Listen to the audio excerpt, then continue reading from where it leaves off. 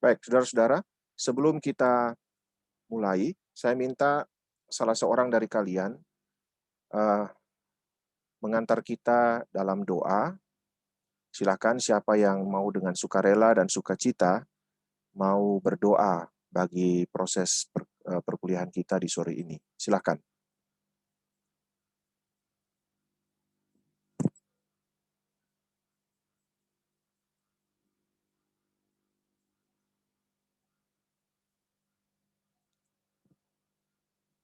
Tidak ada yang mau berdoa? Saya, Pak. Saya, Pak. Ya, silakan. Saya tidak tunjuk, silakan memulai saja.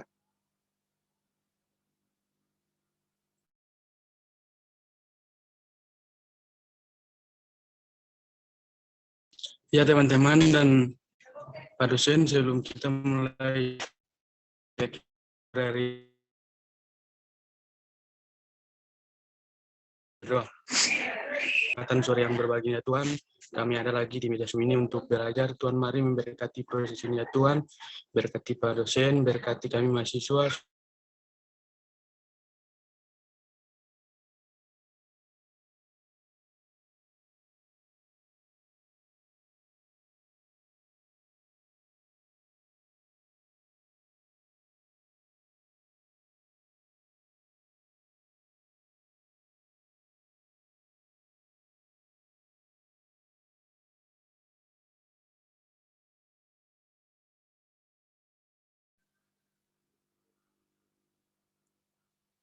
Halo, terputus? Silakan yang lain melanjutkan saja. Pak, sudah Pak. Hah?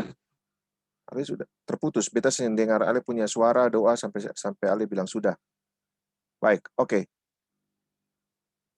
Saudara-saudara sekalian, tadi saya memberikan kesempatan kepada Anda semua untuk menyimak dulu tayangan video mengenai penjelasan awal tentang metode penelitian sosial. Ya, penjelasan awal itu hanyalah memberikan gambaran umum mengenai beberapa konsep yang perlu kita ketahui, seperti misalnya apa itu penelitian ya secara umum, apa itu masalah penelitian, dan kemudian bagaimana penelitian itu bisa dilakukan. Itu beberapa konsep umum sebagai awal saja. Nanti kita akan perdalam di dalam percakapan kita kemudian. Ya, itu yang pertama. Nah, yang kedua adalah kalian sudah berproses dengan Profesor John Titaley?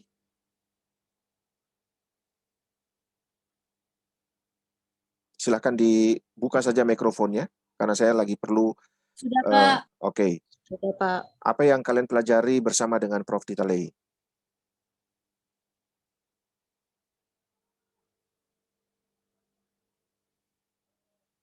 Silakan satu orang, atau 2 orang, 3 orang yang bersedia untuk berbagi pendapat. Apa yang kalian telah pelajari bersama dengan Prof. Titaley?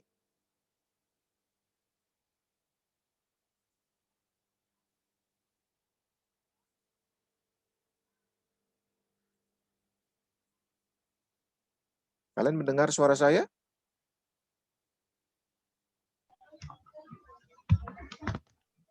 Coba dibuka dulu mikrofonnya semua, supaya saya bisa mendengar suara kalian, memberikan pendapat.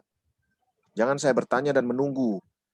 Tidak ada yang merespons, hanya menonton saya 10 menit, 20 menit. Coba semua mikrofon dibuka. Saya sedang bertanya untuk semua. Apa yang kalian pelajari bersama dengan Prof. Titaley?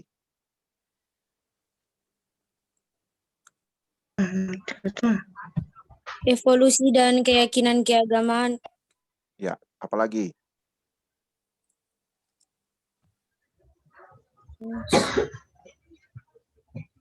Apalagi? Teologi kontekstual. Penelitian teologi, Pak. Metode penelitian teologi. Oke, apalagi?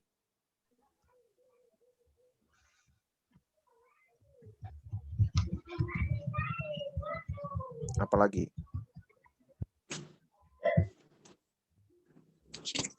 Teologi kontekstual.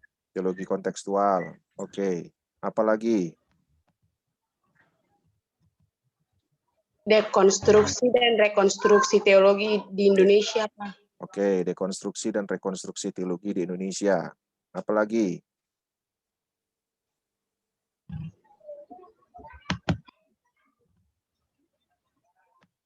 Itu saja?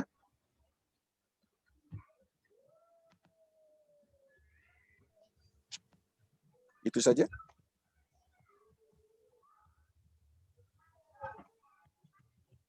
Oke, nanti kita lanjutkan. Ya, jadi mata kuliah ini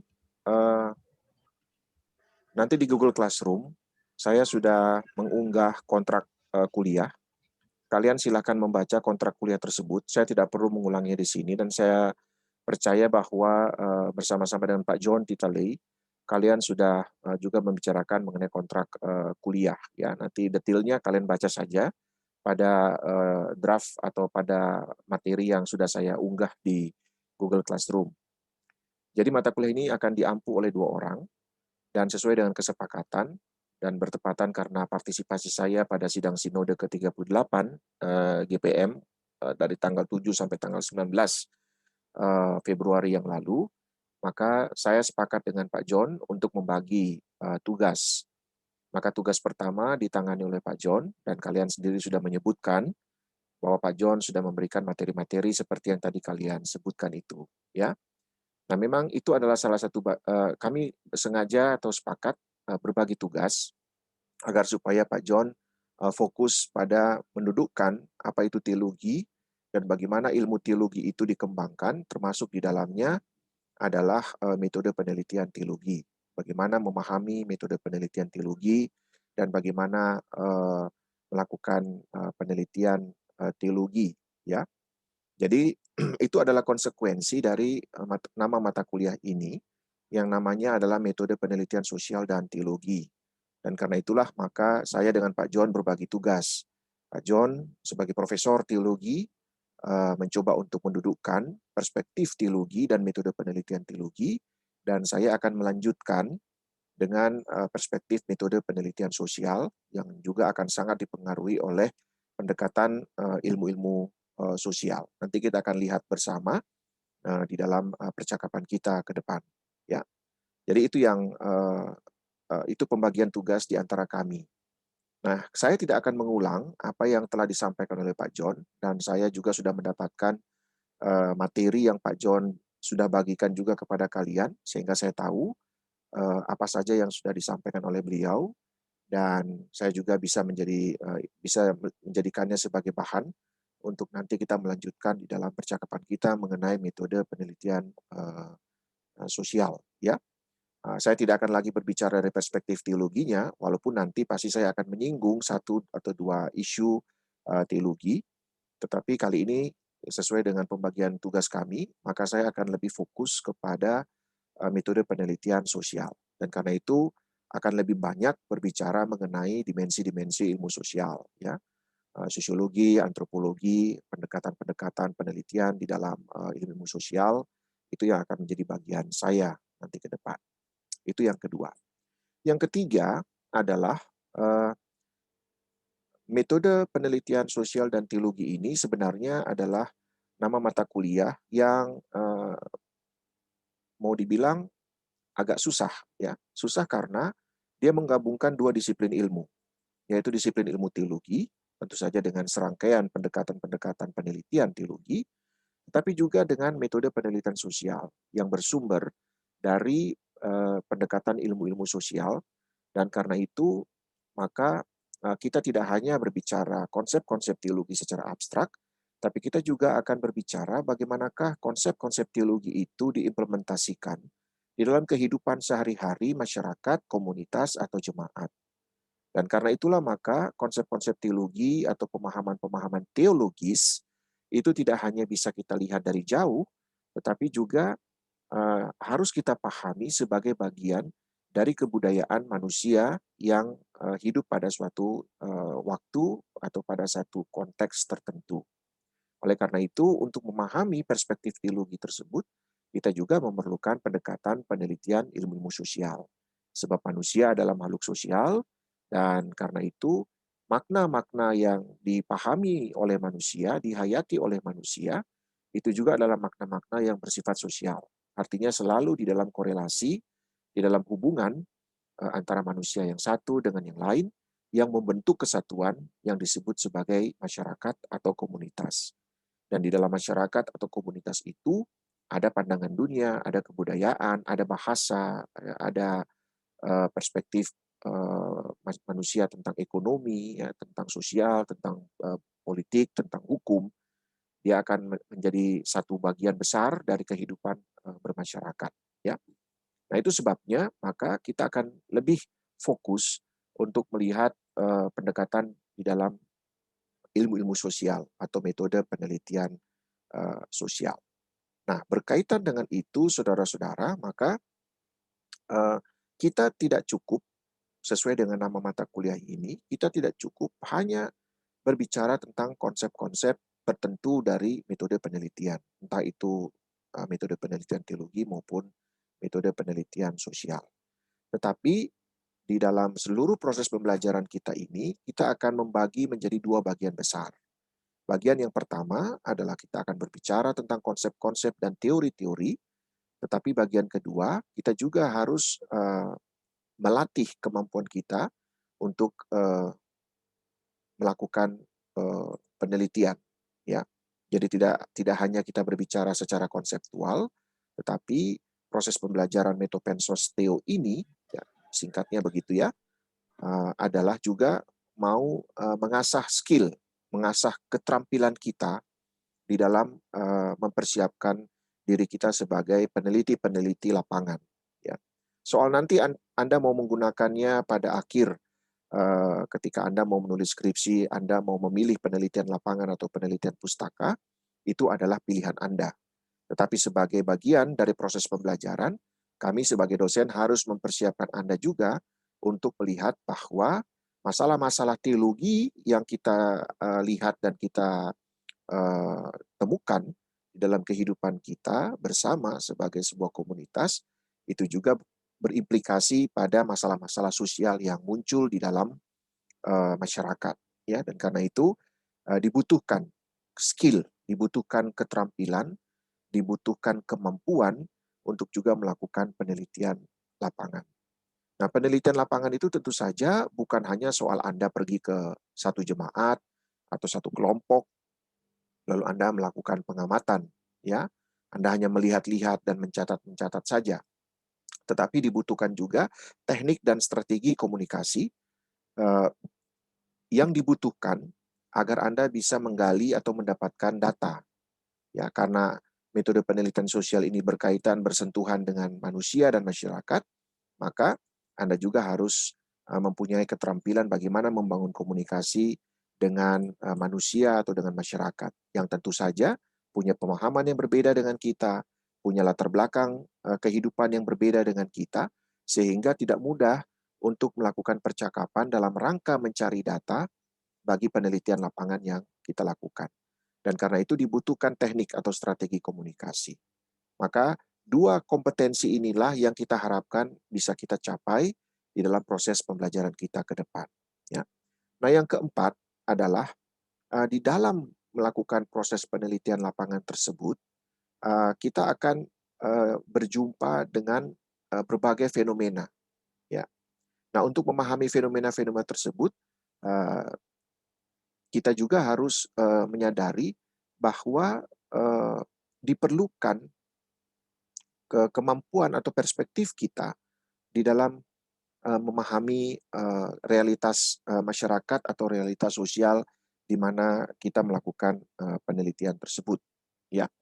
Nah, jadi disitulah tugas dan tanggung jawab kita selama proses pembelajaran ini dia berlangsung, ya. Ada dua bagian besar semacam itu. Nah, karena saya lebih fokus kepada metode penelitian sosial, maka saya akan lebih banyak berbicara bagaimana kita mempersiapkan diri untuk melakukan penelitian sosial.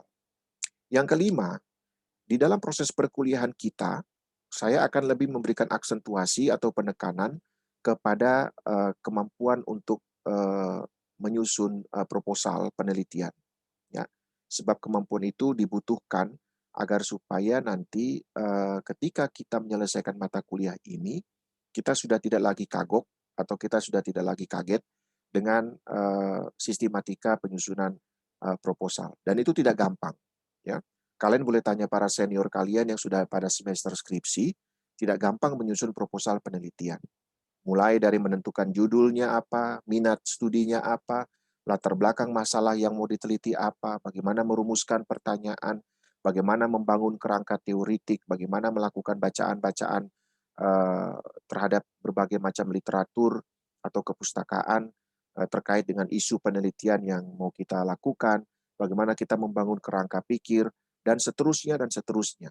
Dan karena itulah maka pendekatan pembelajaran kita tidak harus atau tidak selalu dengan menggunakan Zoom. Ya, Zoom ini saya akan pakai sesekali saja jika memang dibutuhkan kita untuk saling bertemu dan ada hal-hal yang harus saya jelaskan, termasuk juga mendengarkan presentasi kalian. Jadi lebih banyak latihannya, dan latihannya itu dalam bentuk menyusun proposal penelitian, step by step, secara bertahap.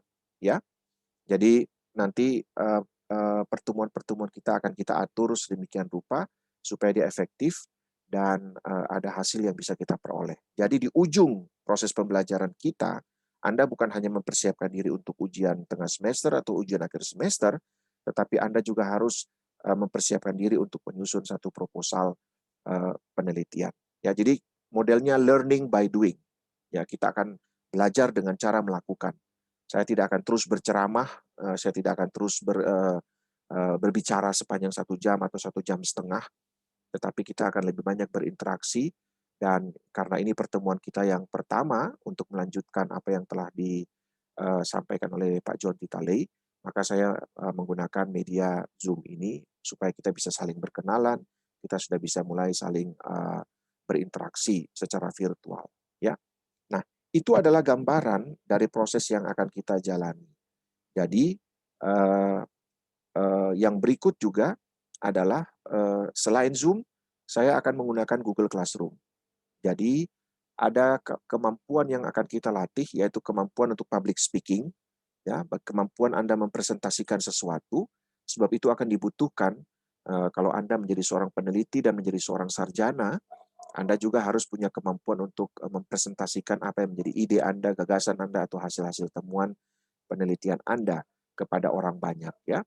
Dan karena itu kemampuan untuk mempresentasikan itu juga menjadi penting, dan itu bisa kita lakukan lewat Zoom. Tetapi selain kemampuan lisan, kita juga membutuhkan kemampuan tulisan. Nah, untuk kemampuan tulisan itu saya menggunakan Google Classroom. Jadi nanti ada tugas-tugas yang akan secara bertahap dan kontinu saya akan lakukan, saya akan sampaikan melalui instruksi di Google Classroom. Dan nanti tugas-tugas itu akan Anda kirim juga, akan Anda unggah juga di Google Classroom. Ya. Nah, apa yang akan kita lakukan? Yang akan kita lakukan seperti yang saya katakan tadi, kita akan mulai berlatih secara bertahap, mulai dari awal, bagaimana menyusun sebuah proposal penelitian.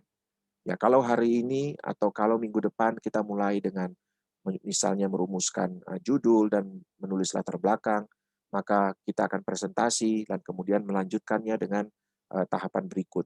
Ya, terus begitu sampai kita selesai, dan diharapkan waktu yang tersedia bagi kita cukup untuk menyelesaikan tugas kita dalam penyusunan proposal penelitian. Nah, mudah-mudahan ya, kita berharap bahwa dengan cara itu Anda tidak hanya tahu tentang hal-hal yang bersifat teoritis mengenai metode penelitian sosial dan sebagainya.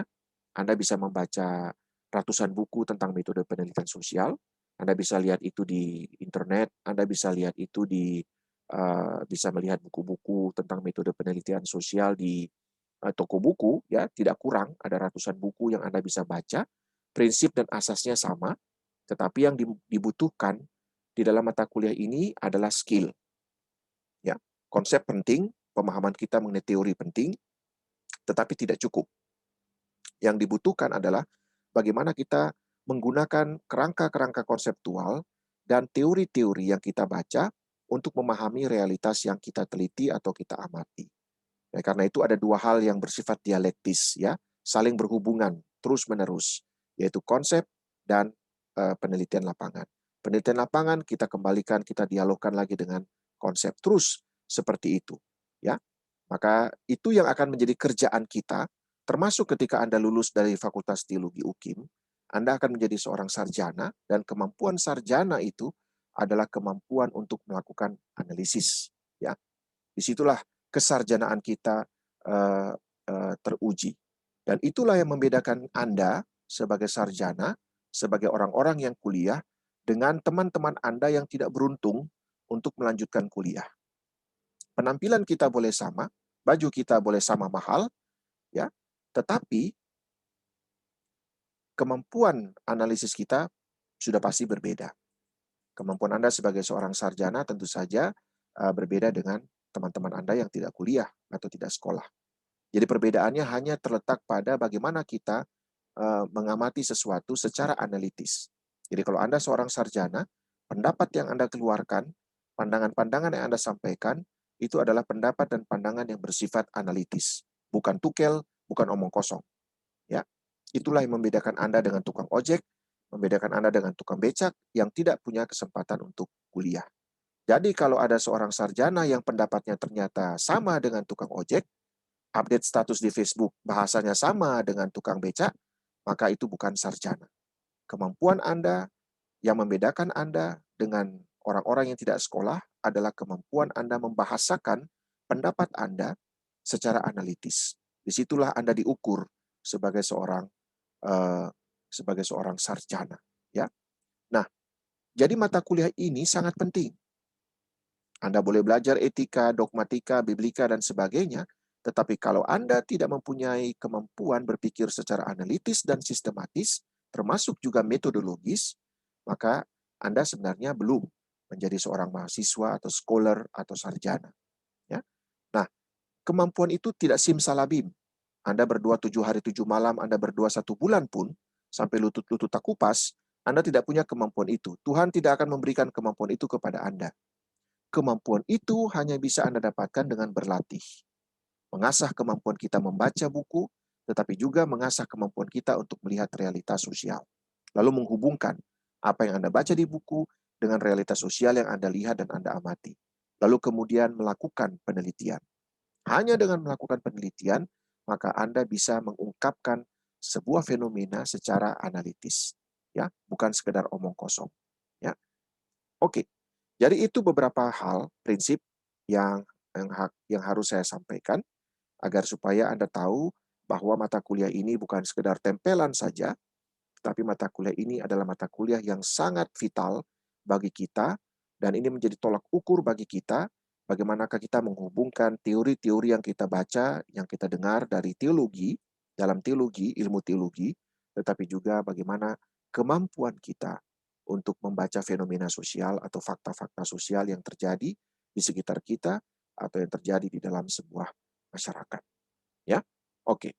Itu sekedar pengantar saja untuk menjembatani apa yang telah Pak John Titale sampaikan di dalam pertemuan-pertemuan yang lalu dengan kemungkinan-kemungkinan yang akan kita pelajari di waktu yang akan datang. Ya, oke.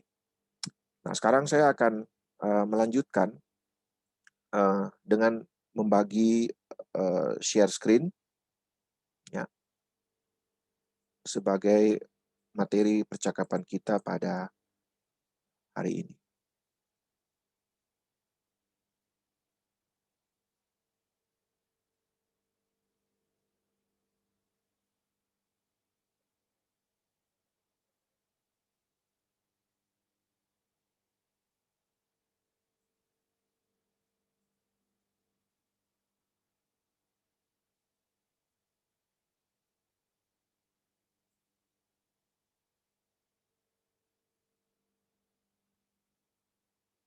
Sudah bisa dilihat materi yang saya tayangkan? Sudah, Sudah, Pak. Pak. Sudah, Pak. Oke. Ya. Jadi mari kita mulai dengan etimologi. Etimologi itu artinya akar kata.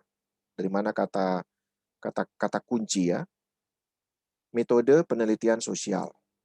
Kita mulai dengan metode. Kata metode ini dari bahasa Yunani, metodos. Ya. Metodos itu artinya sebenarnya penggabungan dari dua kata, meta dan hodos. Meta itu berarti menuju, melalui. Hodos itu artinya jalan atau cara. Jadi ketika dua kata ini digabungkan, maka dia menjadi satu kata dengan makna baru, yaitu metodos. Nah, metodos itu secara umum dia dipahami sebagai cara bertindak menurut sistem aturan tertentu, ya. Jadi itu arti metode atau metodos, ya. Jadi ada cara bertindak menurut sistem aturan tertentu. Saya kasih ilustrasi begini. Kalau saudara tinggal di Galala, saudara kuliah di Tanah Lapang Kecil, ya. Setiap hari saudara mau pergi ke kampus, misalnya ya. Ini kita membayangkan kampus kita sudah normal dan kita sudah bisa pergi ke kampus, ya. Kita berimajinasi saja dulu begitu.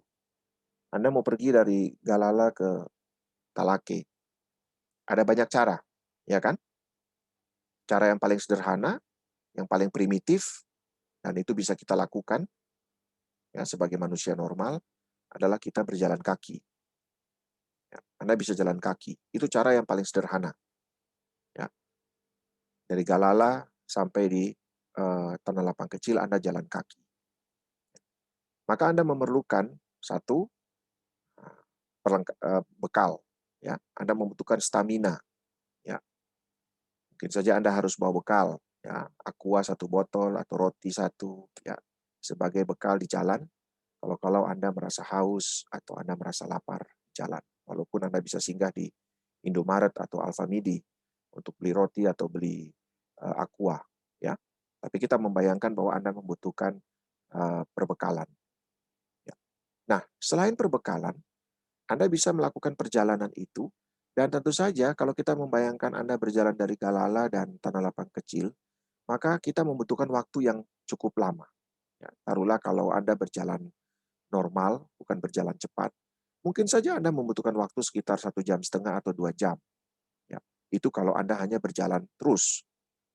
Nah, belum lagi kalau misalnya di jalan Anda bertemu dengan teman SD, SMP, atau Anda berhenti untuk minum, ya, atau Anda melihat ada peristiwa kecelakaan, Anda nonton, ya, atau Anda harus menyeberang jalan dan menunggu lalu lintas sepi baru Anda bisa berjalan. Maka durasi waktu, interval waktu yang Anda butuhkan untuk sampai di Talake itu lebih lama. Ya, kalau Anda berjalan normal, tidak berhenti, tidak minum, maka taruhlah Anda bisa berjalan waktu yang dibutuhkan 1,5 jam. Tapi kalau Anda ketemu teman, duduk dulu, cerita dulu, ya, lalu kemudian ada lihat sesuatu peristiwa di jalan, nah, bisa saja waktu yang Anda butuhkan sampai di Talake jadi lebih lama, mungkin sekitar 2 jam atau 2,5 jam, ya. Tapi Anda sampai. Dari Galala sampai Talake, berjalan kaki, Anda tetap sampai. Tetapi waktu yang dibutuhkan lebih lama. Selain waktu yang dibutuhkan lebih lama, Anda punya pengalaman-pengalaman dari hasil Anda mengamati apa yang terjadi sepanjang perjalanan. Anda punya banyak cerita. Anda bisa bercerita tadi ketemu dengan teman di jalan. Anda bisa cerita tadi ketemu dengan ibu guru atau bapak guru waktu di SD atau SMP. Anda bisa cerita tentang misalnya ada peristiwa kecelakaan di jalan. Anda bisa cerita tentang tadi ada peristiwa berkelahi ketika Anda melewati satu kampung. Ya, banyak cerita. Anda punya banyak sekali cerita yang Anda bisa sampaikan kepada teman ketika Anda sampai di Tanah Lapang Kecil. Jadi waktunya lama, tetapi Anda punya cerita lebih banyak. Ya. Nah, cara kedua, Anda bisa naik angkot dari Galala ke Talake. Anda bisa naik angkot. Ya. Sudah pasti kalau Anda naik angkot, waktunya lebih cepat dari Anda berjalan kaki. Ya kan? Kan Anda tinggal berdiri di depan jalan, angkot lewat, Anda naik, lalu kemudian mungkin saja masuk di Terminal Mardika, Anda ganti angkot lagi, ya, naik Line 3 sampai di Tanah Lapang Kecil. Ya, meskipun angkot itu dia mungkin berhenti ya untuk menaikkan penumpang, menurunkan penumpang, tetapi kecepatannya pasti lebih cepat daripada Anda berjalan kaki. Yang kedua adalah interaksi Anda dengan orang semakin sedikit. Kalau tadi waktu Anda berjalan kaki, Anda bisa bertemu dengan banyak orang yang Anda kenal atau tidak Anda kenal, Anda bisa melihat banyak peristiwa, tetapi di dalam angkot Anda mungkin hanya bertemu dengan 5 atau 6 orang. Ya syukur-syukur ada yang Anda kenal dan bisa bercerita. Tapi bisa juga Anda tidak kenal satu orang pun di angkot itu. Atau Anda mungkin lebih sibuk dengan Anda punya HP Android sepanjang perjalanan dan Anda tidak melihat siapa penumpang di sekitar Anda. Karena Anda lebih sibuk dengan HP Android Anda. Sehingga interaksi Anda dengan orang-orang dia lebih sedikit, bahkan mungkin tidak ada. Meskipun Anda ada bersama-sama di satu angkot. Maka ketika sampai di tanah lapang kecil, cerita Anda lebih sedikit dibandingkan dengan cerita ketika berjalan kaki. Anda punya cerita, mungkin Anda bisa punya kesempatan melihat apa yang terjadi ya sepanjang perjalanan. Ya. Tetapi ceritanya lebih sedikit karena Anda ada di dalam angkot. Nah, cara yang ketiga adalah Anda bisa naik ojek. Ya. Kalau Anda naik ojek, ya itu berarti Anda hanya berinteraksi dengan satu orang. Dan itu sudah pasti waktu tempuh dari Galala ke Talake dia lebih singkat dibandingkan dengan Anda jalan kaki maupun dengan Anda naik angkot. Kenapa? Ya karena Anda tidak perlu menunggu penumpang. Tidak sama seperti naik angkot, Anda harus tunggu penumpang naik, penumpang turun. Tetapi karena penumpangnya cuma satu, ya kita sendiri, maka ojek langsung membawa kita ke Talake. Ya. Jadi secara interval waktu yang dibutuhkan lebih cepat daripada jalan kaki dan naik angkot. Interaksi kita juga cuma dengan tukang ojek. Ya, itu pun kalau kita kenal tukang ojeknya dan bisa bercerita. Kalaupun tidak, ya sudah. Kita tidak lagi cerita, tidak lagi bercakap-cakap dengan tukang ojek, tetapi kita mungkin hanya diam saja dan tidak berinteraksi apa-apa. Ya. Lalu kemudian pengalaman dan pengamatan sepanjang jalan pasti lebih sedikit. Ya, karena kita naik langsung dari depan rumah sampai di tempat tujuan tanpa singgah kemana-mana. Ya, sehingga dan lebih cepat. Sehingga pengamatan kita terhadap peristiwa-peristiwa yang terjadi di sepanjang perjalanan akan lebih sedikit dibandingkan dengan ketika kita berjalan kaki maupun dengan kita naik angkot, ya. Jadi itu yang tadi saya sebutkan sebagai apa uh, uh, kecepatannya lebih cepat, tetapi pengalaman kita lebih sedikit. Ya, itu kalau Anda naik ojek, ya masih berinteraksi dengan orang, tetapi interaksinya tidak intensif. Ya, karena Anda hanya cuma bilang, tolong antar beta ke Talake, lalu kemudian Anda turun, Anda bayar ongkos ojek. Ya. Nah, cara yang berikut adalah Anda menggunakan kendaraan pribadi. Ya, taruhlah Anda menggunakan sepeda motor sendiri. Nah, itu lebih cepat lagi. Ya. Mungkin Anda tidak perlu panggil tukang ojek, Anda tidak perlu pergi ke pangkalan ojek, ya. Anda tidak perlu telepon tukang ojek dan menunggu. Anda cukup tinggal mempersiapkan diri, kemudian memanaskan sepeda motor, mesin motor, dan kemudian langsung pergi ke tanah lapang kecil. Ya, dari segi waktu Anda lebih cepat, karena Anda langsung menggunakan kendaraan tersebut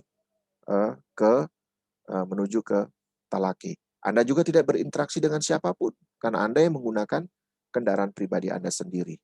Anda tidak punya waktu cukup untuk melihat apa yang terjadi di sepanjang jalan, karena kita konsentrasi kepada mengemudikan kendaraan kita. Sehingga mungkin sampai di kampus lebih cepat, tapi kita tidak punya cerita apa-apa. Ya, karena kita tidak melakukan pengamatan terhadap apa yang sementara terjadi. Kalaupun kita punya cerita, mungkin sedikit saja waktu kita berhenti di lampu merah, kita bisa melihat sejenak, ya sekian menit, tapi kemudian kita bisa melanjutkan perjalanan kita. Nah, kira-kira semacam itu ilustrasi penelitian sosial, ya, penelitian. Jadi penelitian ini ada banyak bentuknya, ada banyak caranya, tergantung dari kebutuhan kita. Kalau kita ingin mendapatkan data, informasi yang lebih banyak, maka tentu saja dibutuhkan penelitian yang lebih lama. Pengenalan dulu dengan masyarakat, ya orang kenal kita dulu, kemudian orang menerima kita, orang percaya kepada kita, dan baru mereka bisa membagi informasi yang kita butuhkan kepada kita, ya, dibandingkan dengan metode-metode penelitian yang lain yang lebih cepat, ya, karena mungkin saja tidak datanya bisa diperoleh hanya melalui penyebaran kuesioner, ya, atau melakukan survei singkat 1-2 minggu saja selesai, ya, atau hanya dalam 1 minggu selesai karena hanya membagi kuesioner, lalu kemudian menunggu orang mengisi kuesioner, dan kemudian kita mengambil kembali kuesioner itu, baru kita melakukan pengamatan atau melakukan analisis terhadap kuesioner yang dikumpulkan tersebut. Lebih cepat, tetapi informasi yang kita dapatkan mungkin saja tidak banyak dibandingkan dengan ketika kita melakukan penelitian lapangan selama setidak-tidaknya 3 bulan atau 6 bulan di satu komunitas, dan kita terlibat di dalam kehidupan mereka, kita melihat mereka bekerja, kita melihat mereka pergi ke kebun, kita melihat mereka di dalam kehidupan keluarga mereka. Nah, kita punya cerita yang banyak, kita punya data yang banyak. Ya, jadi itu ilustrasi mengenai metode penelitian. Ya, ada cara yang panjang untuk mendapatkan data yang banyak, tetapi ada cara yang sedikit hanya untuk mendapatkan data seperlunya, atau juga data-data yang hanya bersifat memberikan gambaran sepintas tentang apa yang mau diamati atau apa yang diteliti. Ya, oke. Itu gambaran saja mengenai metode sebagai jalan atau cara bertindak menurut sistem aturan tertentu. Ya. Nah, kalau kita melihat di sekitar kita, saudara-saudara, maka kita sadar dan kita kemudian bisa melihat bahwa semua hal yang terjadi di sekitar kita ini, dia tersusun ya secara rapi, dia tertata secara rapi. Anda pergi keluar kampus, Anda jalan kaki, Anda harus berjalan di sebelah kiri. Ada trotoar yang disiapkan bagi pejalan kaki. Kalau Anda menggunakan sepeda motor, Anda harus menggunakan melengkapi surat-surat kendaraan. Anda harus menggunakan helm, Anda harus menggunakan masker, ya. Lalu kemudian di jalan Anda harus mengikuti aturan lalu lintas, ya. Di kampus sebagai satu komunitas, Anda akan berhadapan dengan satu organisasi kampus yang mempunyai aturan main sendiri, ya. Aturan main itu dia hanya berlaku bagi orang-orang yang tergabung di dalam komunitas kampus. Ada tamu yang datang, dia bisa datang di kampus UKIM, tapi dia tidak terlibat di dalam aturan main. Ya, aturan main itu hanya berlaku bagi dosen dan mahasiswa. Ya, jadi kita misalnya bertemu dengan Anda mau mengurus KTP, Anda harus mengurus ke Dukcapil. Ya, di situ ada persyaratan-persyaratan tertentu. Anda harus mengikuti aturannya, ya.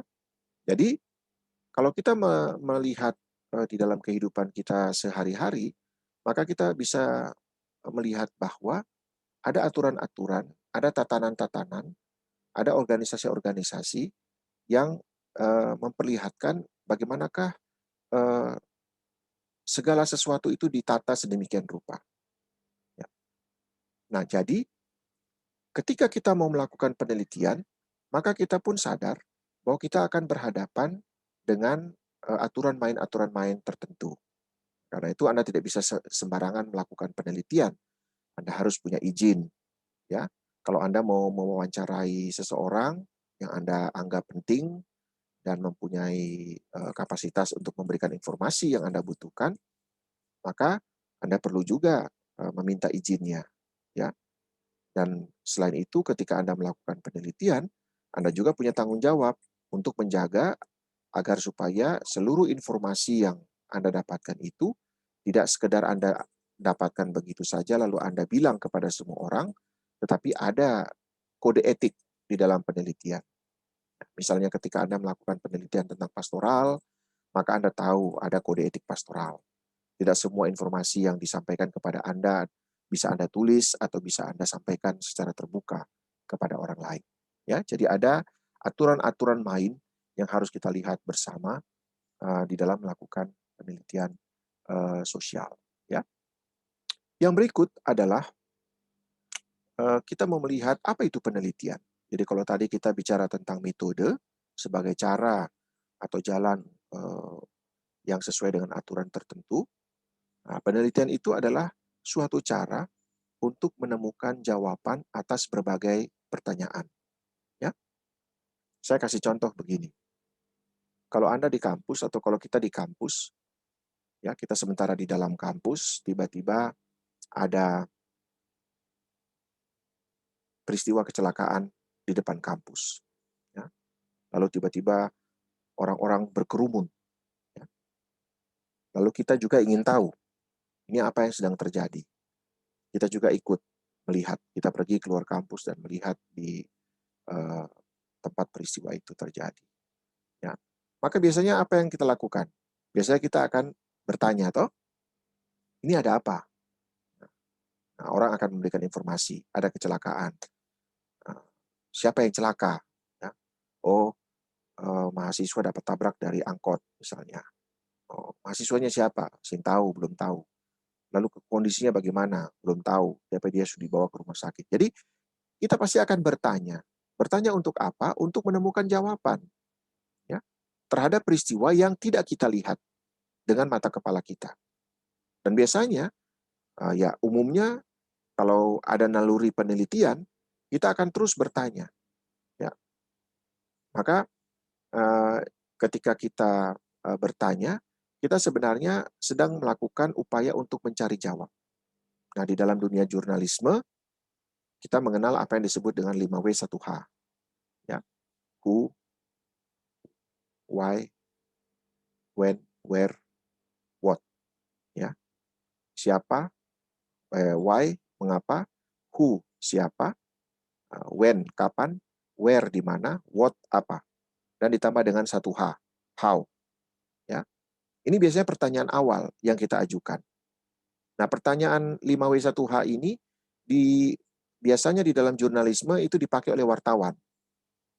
Oleh karena itu, kalau Anda melihat pemberitaan, Anda akan menemukan 6 unsur ini, 5W1H. Ya, dengan cepat Anda bisa temukan siapa di situ, ya, siapa aktornya, peristiwa apa, kapan terjadi, bagaimana dia berlangsung, ya. Anda bisa menemukannya di situ, unsur-unsur 5W1H tersebut. Tetapi kerja penelitian dia berbeda dengan kerja wartawan. Kalau wartawan sudah mendapatkan informasi dari 6 unsur ini, maka dia bisa segera menuliskan laporan mengenai peristiwa yang terjadi. Tetapi bagi seorang peneliti, tidak cukup dengan dia mengetahui 5W1H secara informatoris. Kalau dia misalnya melihat peristiwa kecelakaan, peneliti selain dia bertanya 5W1H, pasti dia akan melakukan analisis. Misalnya saja begini. Peristiwa kecelakaan ini adalah peristiwa kecelakaan ketiga dalam 1 bulan. Maka pertanyaannya, kenapa di Talaki ini ya sering terjadi peristiwa kecelakaan? Nah, pertanyaan ini akan membawa kita lebih dalam lagi. Kita akan melihat mungkin saja karena jumlah mahasiswa kita sudah lebih banyak, kendaraan-kendaraan sudah lebih banyak, ya, dan lahan kampus kita kecil, sehingga tidak ada tempat parkir yang memadai. Orang-orang parkir mobil di pinggir-pinggir jalan, sehingga ruas jalan semakin sempit. Ya, mahasiswa juga parkir sepeda motor di jalan-jalan. Lalu mahasiswa juga selain ada di dalam kampus, banyak juga yang di luar kampus untuk makan, untuk sekedar minum kopi atau sebagainya, untuk ngobrol. Maka jumlah orang di jalan semakin banyak, ya. Maka potensi terjadinya kecelakaan juga semakin besar. Nah, pertanyaan ini akan membawa kita lebih jauh lagi untuk melihat bagaimanakah penataan tata ruang kampus, lahan kampus. Bagaimanakah kampus UKI menyediakan lahan parkir yang memadai. Bagaimanakah kampus UKI menampung jumlah mahasiswa yang semakin banyak. Maka kita juga akan bertanya, bagaimanakah kemudian kerjasama antara UKIM dan pemerintah Kota Ambon untuk menata lingkungan di kampus, lingkungan di tanah lapang kecil. Karena kita tahu di tanah lapang kecil itu bukan hanya lembaga pendidikan, bukan hanya kampus UKIM, tetapi ada juga SMA Muhammadiyah, ada juga SMK, ya, ada SMP.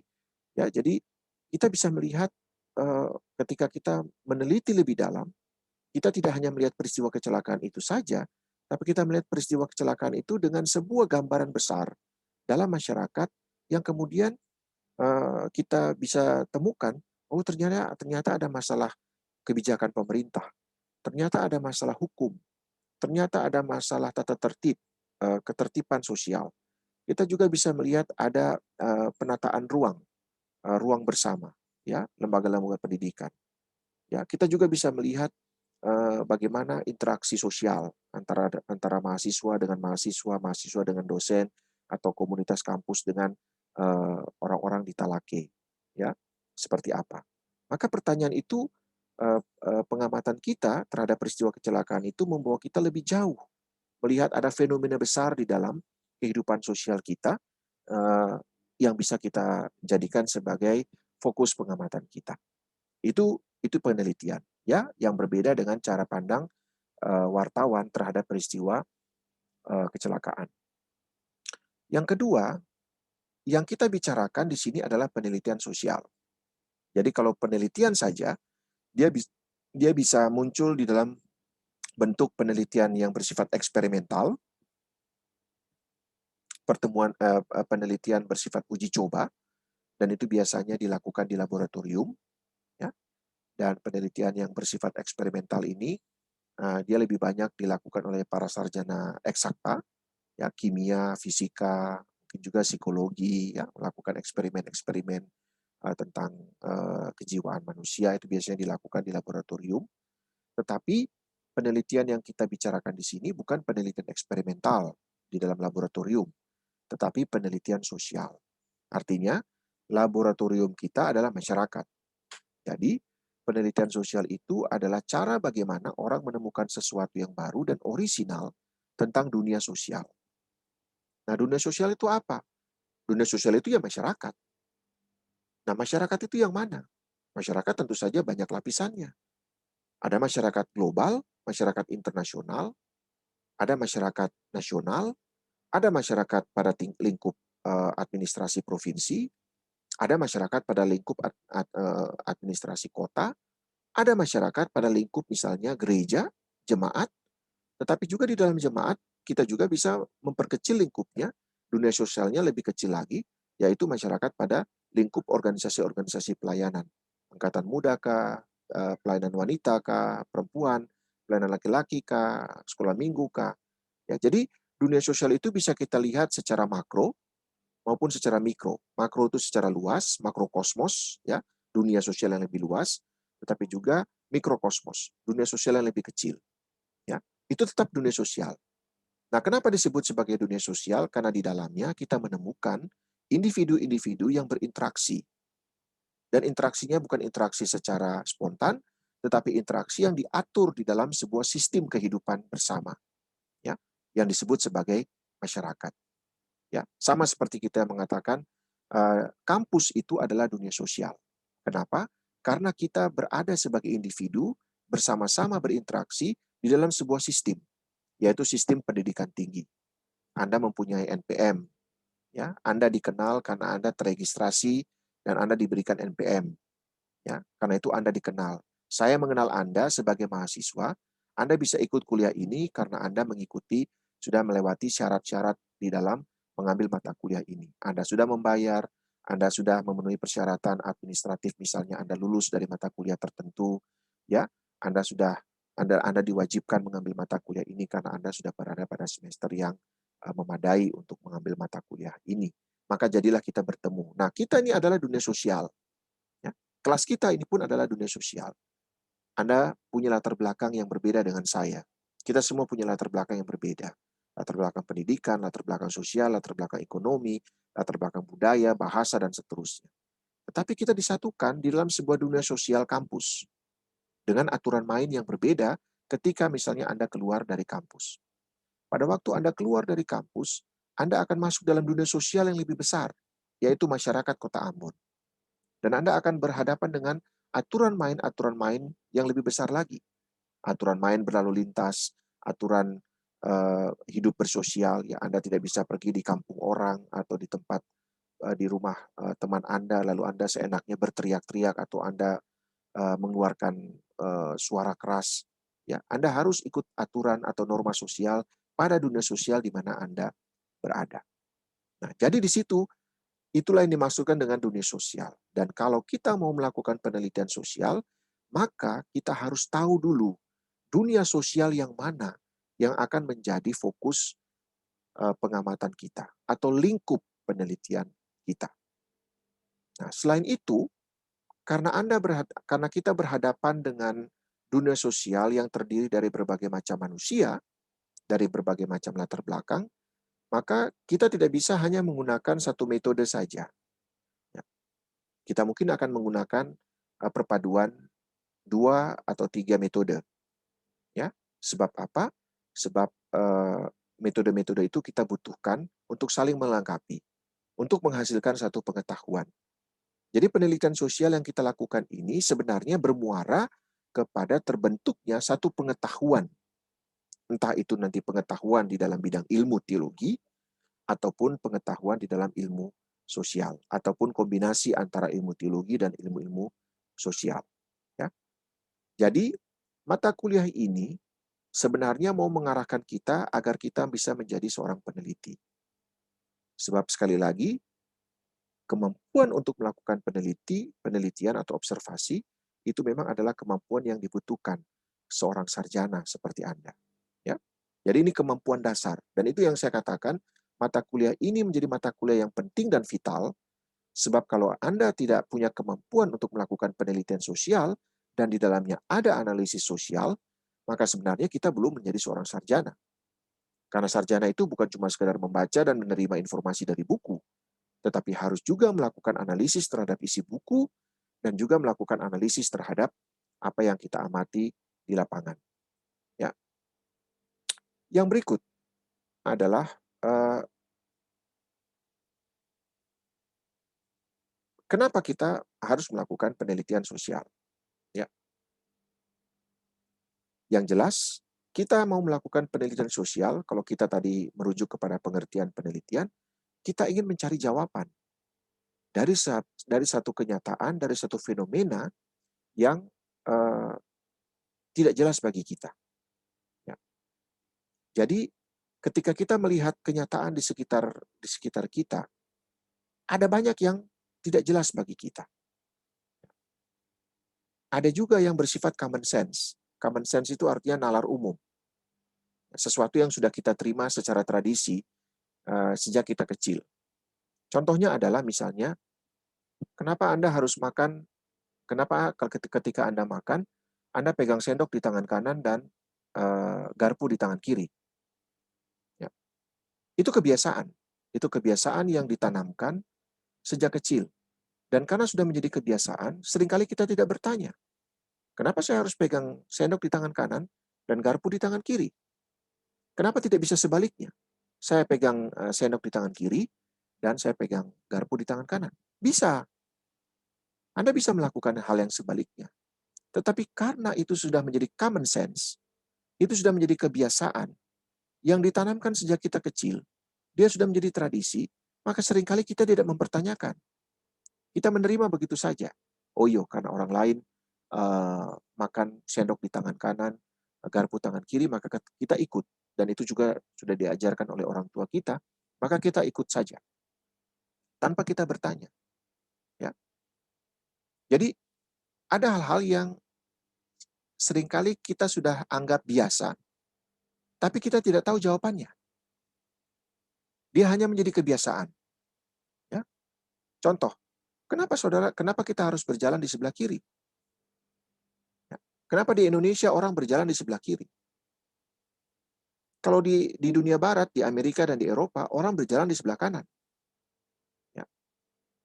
Nah, itu pertanyaan-pertanyaan yang karena sudah menjadi common sense, sudah menjadi pengetahuan umum, seringkali tidak kita pertanyakan. Nah, penelitian atau sains mencoba untuk mempertanyakan, termasuk di dalamnya kebiasaan-kebiasaan yang kita terima sejak kita masih kecil. Supaya apa? Supaya kita bisa menemukan jawabannya. Tetapi, hal yang berikut, saudara-saudara, jawaban yang kita dapatkan itu bukanlah kebenaran yang mutlak. Ya. Jadi sains itu adalah jawaban yang kita dapatkan dari hasil penelitian, tetapi jawaban itu tidak bersifat mutlak. Suatu ketika, hasil penelitian kita sebagai jawaban atas sebuah kenyataan, itu akan digugat oleh orang lain yang melakukan penelitian terbaru. Nah, disitulah ilmu pengetahuan bekerja. Ada kritik, ya, ada sebuah jawaban, ada kritik terhadap jawaban itu, dan kritik terhadap jawaban itu dia didapatkan dari hasil penelitian yang baru. Nanti 2 tahun atau 3 tahun, ada penelitian yang baru lagi dilakukan yang memberikan jawaban yang sebagai kritik terhadap jawaban sebelumnya. Jadi ilmu pengetahuan itu atau sains itu dia berkembang melalui apa? Berkembang melalui penelitian. Ya. Jadi apa yang dulu dianggap benar oleh orang tua kita, sekarang mungkin tidak lagi dianggap sebagai yang benar. Kenapa? Karena ada perubahan-perubahan, dan perubahan-perubahan itu kemudian dilihat secara analitis melalui penelitian-penelitian. Ya. Nah, jadi orang memakai penelitian sosial itu untuk 3 hal. Hal yang pertama, menjawab pertanyaan-pertanyaan praktis. Hal yang kedua adalah membuat kebijakan-kebijakan atau mengambil keputusan. Hal yang ketiga adalah mengubah masyarakat. Jadi kita lihat ya itu jenjang kerumitan dari penelitian. Ada penelitian yang dilakukan untuk menjawab pertanyaan-pertanyaan praktis, ya seperti yang tadi saya katakan. Ya, mengapa sampai Anda harus menggunakan makan dengan sendok di tangan kanan, garpu tangan kiri, atau hal-hal praktis lainnya. Tetapi ada juga penelitian yang dilakukan, dan ini biasanya dilakukan oleh pihak pemerintah untuk mengambil keputusan. Ya. Contohnya misalnya, dalam pandemi COVID ini, ya, orang harus divaksin. Tetapi tidak serta-merta ketika vaksin itu dia tersedia, orang bisa divaksin. Pemerintah harus buat aturan. Siapa saja yang bisa divaksin. Ya.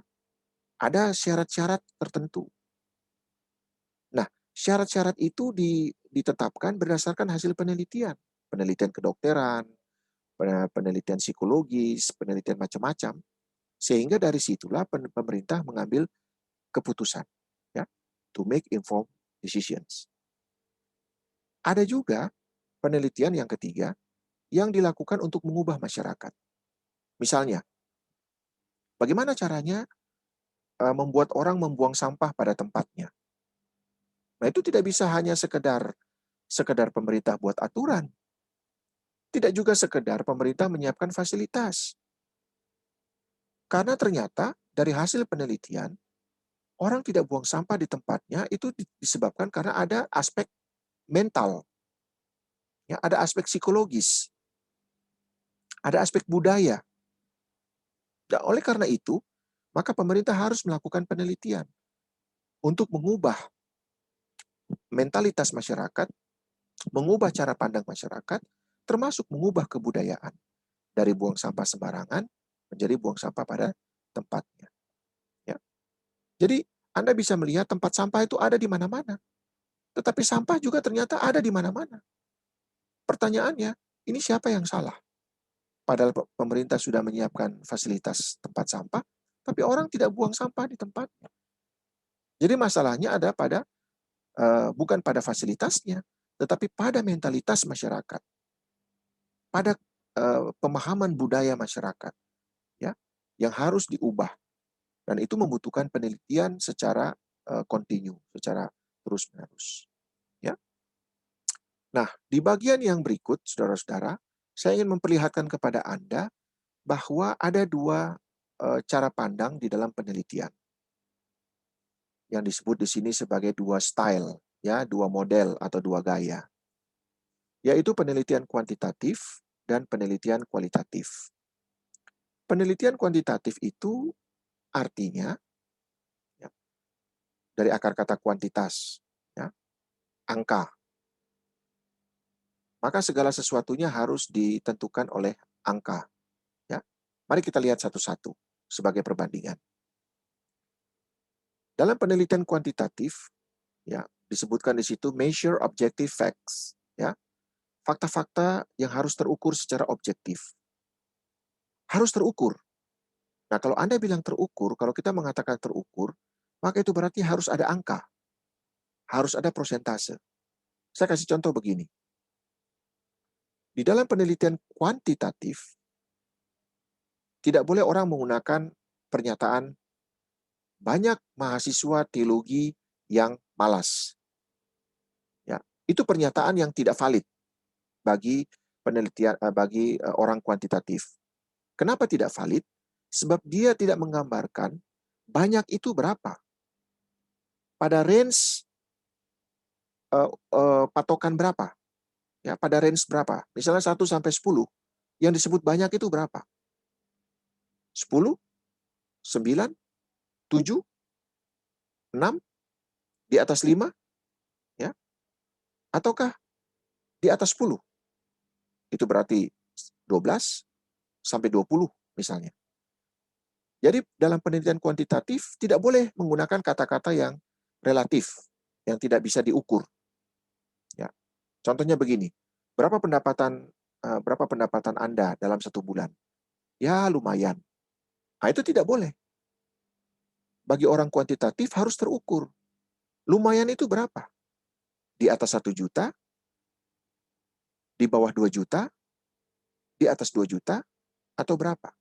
Jadi harus terukur. Ya. Nah, berbeda dengan orang kualitatif. Ya. Kalau kita lihat di sampingnya itu ya, kualitatif style. Bagi orang kualitatif, ya, bukan soal ukurannya, tetapi soal maknanya. Kenapa? Karena orang kualitatif melihat realitas sosial ini sebagai realitas yang dikonstruksikan oleh manusia. Maka di situ yang diperlukan atau perlu diketahui adalah makna budaya, cultural meaning.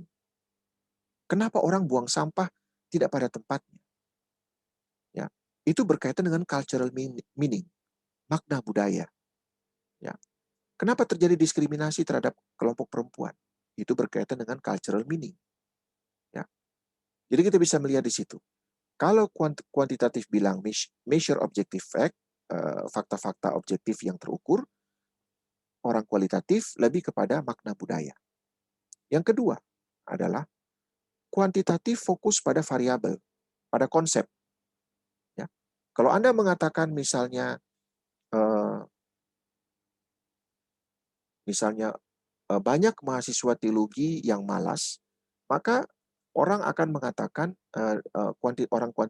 dalam kuantitatif selain dia mempertanyakan soal banyak itu berapa, tapi dia akan fokus pada variabel, pada konsep. Siapa yang disebutkan sebagai mahasiswa tersebut? Ya. Mahasiswa itu siapa? Ya. Harus jelas. Ya. Lalu malas. Apa itu malas? Bagaimana kita mengukur orang malas? Ya. Apakah malas itu dalam arti tidak kuliah selama 2 kali, 3 kali, ataukah seperti apa? Ya. Nah, sementara bagi kualitatif, ya, bukan soal variabelnya, tetapi soal pada interaktif, proses-proses interaktif. Ya. Mahasiswa itu dilihat sebagai satu kesatuan interaktif.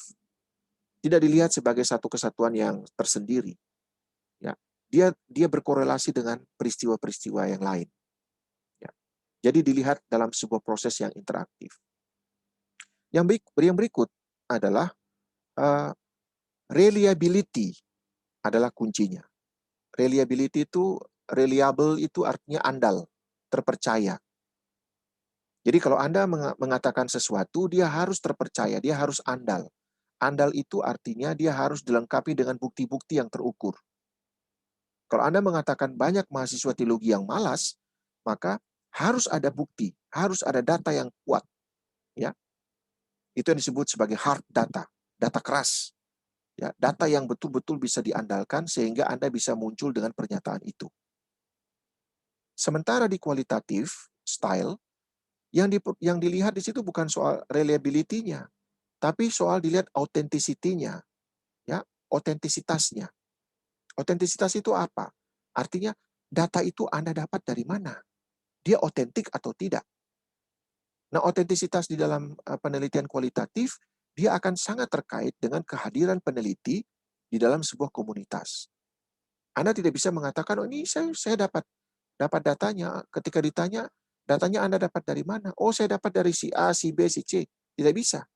Data itu harus Anda dapatkan dari tangan pertama, yaitu Anda sendiri sebagai peneliti.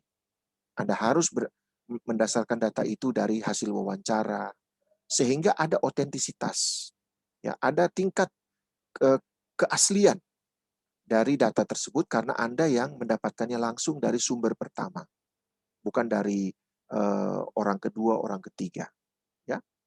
Yang berikut, kuantitatif mengatakan harus bebas nilai atau value free. Ya. Artinya apa? Artinya seorang peneliti kuantitatif dia tidak berkaitan, dia tidak mau memasukkan unsur-unsur emosional dia di dalam penelitian. Ya, jadi kalau ada orang yang meneliti tentang konflik, ya, dia tidak boleh berpihak kepada satu pihak yang berkonflik, ya. Tetapi dia hanya melihat kepada misalnya jumlah korban akibat konflik tersebut. Ya, dia tidak bisa mengatakan aduh kasihan korban ini, tidak bisa. Yang dia gambarkan sepenuhnya adalah berapa jumlah korban. Korban itu misalnya mati karena apa, meninggal karena apa, cacat karena apa. Dia hanya menggambarkannya secara bebas nilai. Berbeda dengan kualitatif, ya. Kualitatif itu values are present and explicit. Kehadiran kita sebagai peneliti itu sangat dipengaruhi juga oleh nilai-nilai yang kita bawa sebagai peneliti. Ya. Jadi kita sebagai peneliti harus terlibat di dalamnya dan kita tidak bisa menghindar bahwa pemahaman kita, emosi kita, sudut pandang kita, asumsi kita juga akan berperan di dalam penelitian kita. Ya. Kenapa? Karena kita terlibat di dalam peristiwa, di dalam kehidupan komunitas di mana kita melakukan penelitian. Ya. Lalu yang berikut, independent of context. Ya, independen itu artinya konteksnya bebas, ya, independen, mandiri. Ya, kalau kita menentukan sebuah lokasi penelitian, maka konteks itu bersifat independen. Ya. Peneliti tidak terlibat secara emosional di dalamnya. Berbeda dengan kualitatif. Di situ disebutkan situationally constrained. Kita dipengaruhi, ya, kita ditentukan oleh situasi di mana kita berada. Nah, kesulitan terbesar di dalam penelitian kualitatif adalah misalnya ketika kita masuk di dalam sebuah masyarakat dan masyarakat itu sedang mengalami konflik. Nah, posisi kita sebenarnya sangat sulit sebab kita harus berada pada dua pihak yang berkonflik. Kita tidak boleh hanya berada pada satu pihak yang berkonflik. Sebab kalau kita berada pada satu pihak yang berkonflik, maka kita hanya mendapatkan data sepihak. Sementara yang kita inginkan adalah kita mendapatkan data dari kedua belah pihak yang berkonflik. Ya, nah itu yang harus kita perhatikan. Ya, yang berikut adalah di dalam kuantitatif, karena kita tidak terlibat secara interaktif, secara partisipatif, maka biasanya kita melakukan penelitian pada sejumlah beberapa komunitas. Ya, many cases atau subjek, banyak kasus, ya, yang kita lihat. Dan kita biasanya melakukan komparasi. Ya, misalnya pendapatan masyarakat di Talake dengan di Batu Gantung, dengan di misalnya di mana di Wainitu. Nah, kita melakukan komparasi. Ya, jadi ada 3 atau 2 komunitas yang kita lihat secara bersamaan. Sedangkan pada kualitatif kita akan lebih banyak melihat sedikit kasus, ya, pada satu komunitas tertentu. Jadi lebih mendalam, bukan banyak, tetapi sedikit saja, tetapi dia mendalam. Ya. Yang berikut, kita melihat analisis yang digunakan adalah analisis statistik. Ya. Jadi menggunakan perangkat-perangkat statistik, di mana ketika kita masukkan ke rumus tertentu, data-data kita itu kemudian dia akan muncul dalam bentuk statistik. Ya, persentasenya akan keluar. Berapa persen yang setuju, berapa persen yang berkonflik, berapa persen yang tidak setuju, dan seterusnya. Dia lebih keluar dalam angka-angka statistik. Sedangkan di dalam penelitian kualitatif, dia lebih kepada analisis tematik. Artinya tema-tema saja. Kita bisa melihat isu-isu yang berkembang. Misalnya isu keadilan gender, misalnya isu tentang lingkungan hidup, misalnya isu tentang pendidikan. Ya, itu tema-tema besar. Yang kemudian kita perkecil di dalam lingkup dunia sosial yang mau kita pilih sebagai fokus pengamatan kita. Yang terakhir, researcher is detached. Ya, pada kuantitatif. Artinya peneliti tidak terlibat. Nah, biasanya penelitian kuantitatif menggunakan metode kuesioner. Jadi dia buat pertanyaan-pertanyaan dengan pilihan ganda, ya. Misalnya ada 10 pertanyaan, lalu kemudian pertanyaan itu dia sebarkan, dia pilih sampel, misalnya di dalam sebuah komunitas, dia pilih saja, dia sebarkan 100 kuesioner. Ya, diharapkan 100 orang itu mengisi jawab pertanyaan-pertanyaan di kuesioner tersebut, lalu selama 1 minggu dikasih kesempatan, lalu kemudian minggu berikutnya dia datang untuk mengumpulkan kuesioner tersebut. Ya, jadi dia tidak terlibat, dia hanya membagikan kuesioner. Berbeda dengan kualitatif. Kualitatif style, dia researcher is involved, peneliti terlibat. Peneliti harus hidup bersama-sama dengan komunitas tersebut. Setiap hari dia melakukan pengamatan, bagaimana orang bekerja, bagaimana keluarga-keluarga yang ada di dalam komunitas yang dia teliti, bagaimana mereka melakukan ibadah, ya apa saja yang mereka lakukan, siapa yang terlibat di dalam ibadah, atau siapa yang bekerja, apa yang dilakukan oleh ibu-ibu setiap hari, apa yang dilakukan anak-anak setiap hari, apa yang dilakukan oleh kaum bapak setiap hari, ya. Tapi dia terlibat. Nah, dia selain melakukan penelitian, dia melakukan wawancara untuk mendapatkan informasi yang lebih dalam tentang hal-hal yang ingin dia ketahui. Maka dia perlu terlibat di situ. Dia harus mendapatkan trust, kepercayaan dari orang-orang tertentu sehingga mereka mau untuk berbagi informasi melalui proses wawancara yang dilakukan. Ya. Dan yang terakhir untuk hari ini adalah steps of the research process, ya, langkah-langkah untuk melakukan proses penelitian. Yang pertama itu adalah choose a topic. Ya, saya sengaja menggunakan sedikit-sedikit menggunakan bahasa Inggris agar supaya kalian juga familiar dengan istilah-istilah tertentu di dalam penelitian sosial yang lazim dipakai. Ya, choose a topic. Apa itu choose a topic? Ada yang tahu? Apa itu choose a topic? Memilih topik, Pak. Betul. Ya, jadi pertama memilih topik dulu. Ya, focus the project. Apa itu?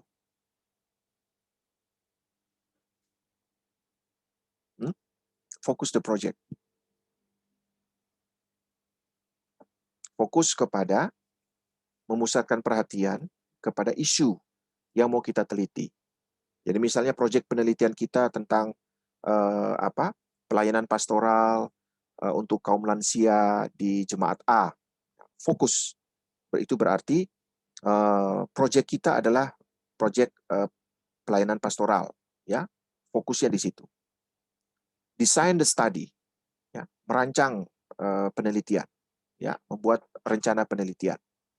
Ya, penelitiannya harus dilakukan di mana, kenapa kita memilih lokasi tersebut, apakah masalah yang kita teliti ada di situ, ya. Kira-kira saya bisa mendapatkan data atau tidak, ya. Berapa lama waktu yang saya butuhkan untuk melakukan penelitian, siapa saja yang akan menjadi informan kunci, ya. Kira-kira saya punya dana cukup atau tidak, ya, dengan waktu penelitian yang saya sudah tentukan ini, ya.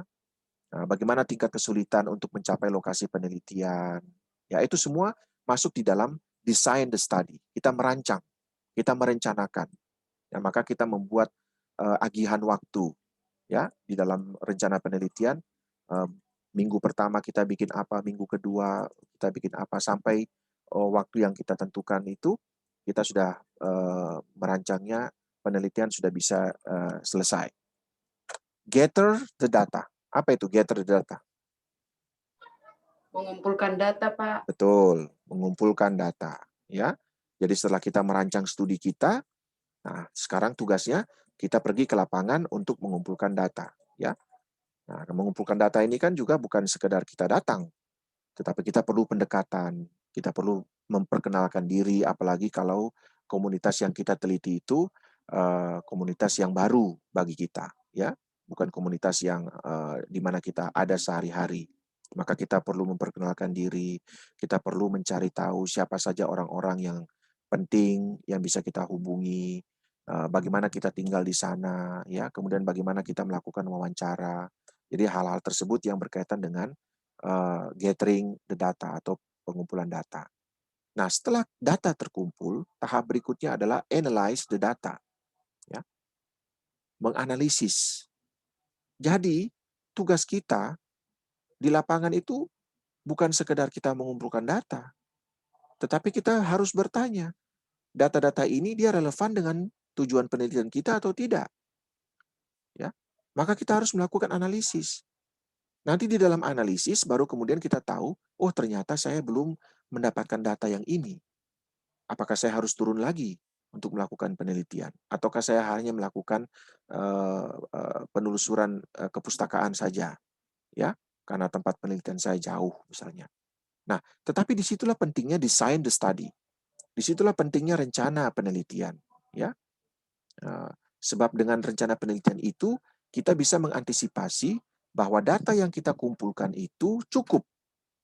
Dan karena itu pada tingkat analisis data, kita sudah bisa mendapatkan semacam gambaran besar tentang bagaimanakah data-data itu dia berguna bagi penelitian kita. Nah, selain menganalisis data, menempatkan data tersebut secara korelasional, ya, secara logis. Jadi karena data yang Anda kumpulkan itu kan dari mana-mana. Sekarang Anda harus melihat, menganalisisnya, sehingga dia logis. Kenapa Anda tanya ini di sini? Kenapa pertanyaan ini Anda tanyakan kepada orang ini? Jawaban apa yang mereka sampaikan? Nah, Anda harus menempatkannya secara logis, sehingga Anda bisa menjelaskannya. Yang berikut adalah interpret the findings. Apa itu artinya? Interpret the findings. Interpret itu apa? Interpretation, interpretasi, ya, menafsir, ya, interpretasi penemuan. Jadi ada temuan-temuan yang Anda harus interpretasi sesuai dengan tujuan penelitian Anda. Ya. Dan yang terakhir adalah inform others. Menyampaikan hasil temuan itu kepada orang lain. Nah, menyampaikan hasil penelitian kepada orang lain itu bisa dengan berbagai macam cara. Cara yang umum biasanya adalah mengikuti seminar. Ya, jadi kita ikut seminar, lalu Anda buat makalah. Makalah itu Anda susun berdasarkan penelitian Anda, maka Anda bisa mempresentasikan hasil penelitian Anda kepada orang lain, kepada banyak orang melalui forum seminar, ya. Tapi yang berikut juga Anda bisa membagi hasil temuan Anda itu dengan menulis artikel penelitian Anda di jurnal, ya, jurnal-jurnal yang banyak sekali itu, ya. Anda bisa mengirimkan hasil penelitian Anda dalam bentuk artikel, ya. Nah, inform others itu menjadi sesuatu yang penting. Anda tidak bisa menyimpan hasil penelitian Anda sendiri. Nah, itu sebabnya Anda menulis skripsi, dan skripsi Anda itu nanti dibaca oleh orang lain. Atau nanti Anda akan menjadi generasi atau angkatan di mana skripsi Anda nanti bukan lagi ditulis dalam bentuk buku yang tebal-tebal, tetapi ditulis dalam bentuk artikel jurnal. Artinya, hasil penelitian Anda akan dibaca oleh banyak orang. Dan karena itu, Anda harus siap bahwa hasil penelitian Anda akan dikritik oleh orang karena orang akan membacanya secara terbuka. Ya, itulah kepentingan Anda menginformasikan penelitian atau temuan Anda tersebut kepada orang lain. Untuk apa? Ya, agar ilmu Anda berkembang. Misalnya Anda menulis tentang penelitian tentang pastoral, nah, penelitian pastoral akan berkembang. Sebab dari hasil penelitian Anda, orang kemudian akan melakukan kritik atau orang akan menggunakannya sebagai rujukan untuk mereka melakukan penelitian lebih lanjut. Nah, nanti temuan mereka akan memperkaya temuan kita, dan begitu seterusnya. Ya. Jadi dengan memberikan informasi mengenai hasil penelitian kepada orang lain, kita sebenarnya sedang berkontribusi kepada pengembangan ilmu pengetahuan yang kita geluti, yang kita minati. Ya, oke. Jadi itu itu gambaran, nanti yang berikutnya akan saya sampaikan minggu depan. Tetapi itulah gambaran mengapa kita harus terlibat di dalam penelitian. Ya, ini katong so habis waktu kah? Iya, Pak. Sorry. Oke. Sorry ya. Oke. Maaf. Ada yang mau kuliah? Ada yang habis ini mau kuliah? Lanjut? Tidak ada, Pak. Oke. Ya, walaupun tidak ada. Baik, terima kasih untuk pertemuan kita hari ini. Nanti instruksi mengenai tugas Anda lebih jelas akan saya sampaikan melalui Google Classroom. Ya, saya minta maaf karena waktu sudah lewat. Tapi terima kasih untuk kebersamaan kita hari ini. Semoga Anda bisa paham dan jelas mengenai beberapa hal terkait dengan penelitian sosial.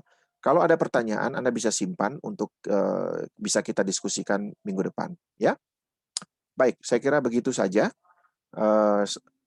Kalau tidak ada, bisakah satu orang berdoa menutup pertemuan kita di sore hari ini?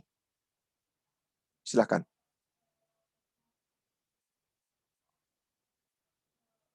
Silakan.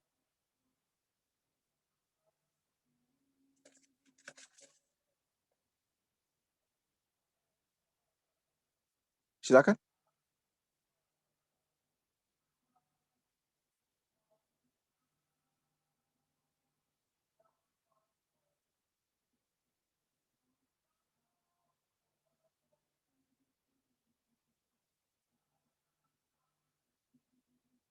Saya ada yang mau berdoa?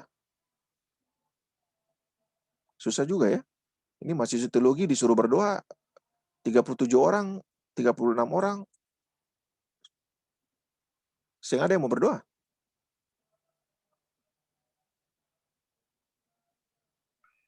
Pak, saya Ya. Pak, tapi takutnya jaringan putus-putus kayak tadi Pak. Ale tadi sudah berdoa. Udah Pak. Oh, kalau Ale sudah berdoa jangan. Harus yang lain dong. Masa ada 36 orang, satu orang berdoa untuk dua kali berdoa. Ya Pak, saya yang akan berdoa Pak. Silakan. Ya, mari kita semua satu dalam doa untuk menyelesaikan perkuliahan di saat ini. Tuhan yang baik, terima kasih untuk pertemuan lewat via Zoom ini yang Tuhan telah berikan kepada kami selaku Pak dosen dan mahasiswa. Kami telah melakukan proses belajar mengajar. Kiranya apa yang diberikan oleh dosen dapat menjadi sebuah hal yang bermakna dan baik bagi kami nantinya ya Tuhan. Dan kiranya di minggu depan Tuhan akan mempertemukan kami lagi dalam via Zoom ataupun Google Classroom untuk melakukan lagi mata kuliah ini Tuhan Yesus. Terima kasih Tuhan, dalam namamu kami berdoa. Amin. Amin. Baik, terima kasih. Nanti saya buka kunci absen, baru kalian bisa absen. Tapi saya foto dulu, ya, karena saya tidak mau ada yang tidak ikut pertemuan virtual via Zoom ini, lalu mengisi absen, ya. Baik, bentar.